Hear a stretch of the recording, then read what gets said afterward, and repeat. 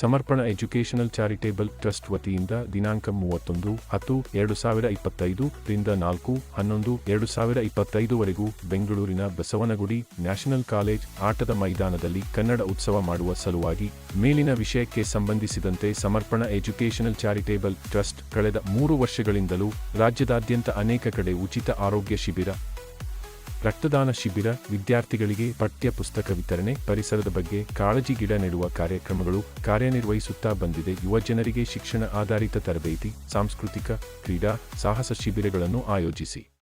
ನನ್ನ ಹೆಸರು ಓಂ ಪ್ರಕಾಶ್ ಎಸ್ ಅಂತ, ಸಮರ್ಪಣಾ ಎಜುಕೇಷನ್ ಚಾರಿಟಬಲ್ ಟ್ರಸ್ಟ್ ಸಂಸ್ಥಾಪಕ ಅಧ್ಯಕ್ಷರು.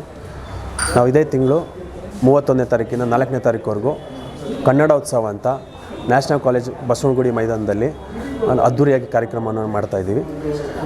ಇದರ ಮೂಲ ಉದ್ದೇಶ ನಮ್ಮ ಕನ್ನಡ ಉಳಿಸ್ಬೇಕು, ಕನ್ನಡ ಬೆಳೆಸಬೇಕು ಅನ್ನೋದೊಂದು ಮೂಲ ಉದ್ದೇಶ. ನಮ್ಮ ಟ್ರಸ್ಟು 3 ವರ್ಷಗಳಿಂದ ಅನೇಕ ಕಾರ್ಯಕ್ರಮಗಳು ಮಾಡ್ಕೊಂಬರ್ತಿತ್ತು. ಬಟ್ ಎಜುಕೇಷನ್ ಆಗಿರೋದ್ರಿಂದ ಈ ಉತ್ಸವ ಮಾಡಿ ಪರಭಾಷರಿಗೆ ಆಗ್ಬೋದು, ಪರ ರಾಜ್ಯದಿಂದ ಬಂದಿರೋ ಬೆಂಗಳೂರಿಗೆ ಎಷ್ಟೋ ಜನ ವರ್ಷಕ್ಕೆ ಬರ್ತಾರೆ ಹೋಗ್ತಾರೆ. ಬಟ್ ಇಲ್ಲೇನೋ ತಿಳ್ಕೊಂಡು ಹೋಗ್ಬೇಕಲ್ಲ. ಸೊ ಒಂದು ಉತ್ಸವ ಮಾಡಿದಾಗ ಅದರಲ್ಲಿ ಎಲ್ಲವೂ ಇದ್ದಾಗ ಅವ್ರು ಬಂದಾಗ ಒಂದು ತಿಳ್ಕೊತಾರೆ, ಓ ಈ ಥರ ಇದೆ, ಹಿಂಗಿದೆ ಅಂತ. ಅದನ್ನು ಎಂಟೈರ್ ಸೆಟಪ್ನ ನಾವು ಈ ಉತ್ಸವದಲ್ಲಿ ಜನರಿಗೆ ತೋರಿಸ್ಬೇಕು ಅನ್ನೋ ಒಂದು ಮೂಲ ಉದ್ದೇಶ ಇಟ್ಕೊಂಡು ಈ ಉತ್ಸವನ ಪ್ಲ್ಯಾನ್ ಮಾಡಿದ್ದೀವಿ.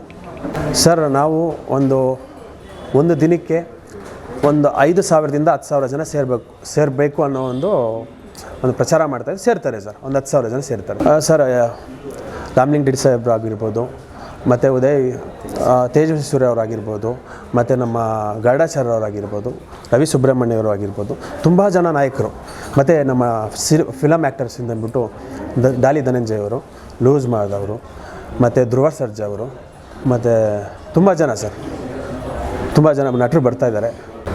ಸರ್, ಬನ್ನಿ ಕನ್ನಡ ಉತ್ಸವನ ಎಲ್ಲರೂ ಒಂದು ಒಳ್ಳೆಯ ವಾತಾವರಣದಲ್ಲಿ ಸೆಲೆಬ್ರೇಟ್ ಮಾಡೋಣ.